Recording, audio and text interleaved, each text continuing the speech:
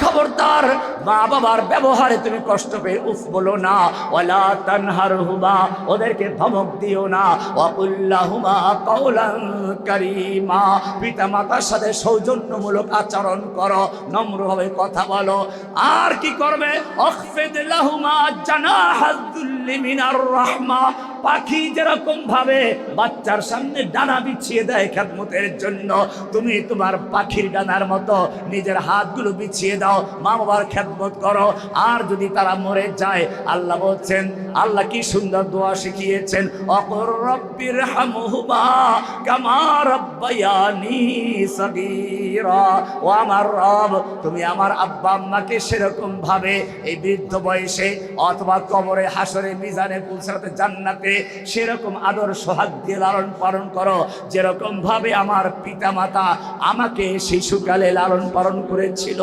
কি সুন্দর করে বলছেন, ইয়া আবাতি ফাআল মা তুমার সাতাজিদুনি ইনশাআল্লাহু মিনাস সাবিরিন।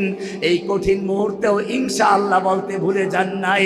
আব্বা আমি ধৈর্যশীল থাকবো, নিজের কোনো কৃতিত্ব নয়, সাহায্য করবেন কে? ইনশাআল্লাহু মিনাস সাবিরিন, আমাকে ধৈর্যশীল পাবে। কোরআন বলছে ফালাম্মা আসলামা ওয়া তাল্লাহু লিল জাবিন,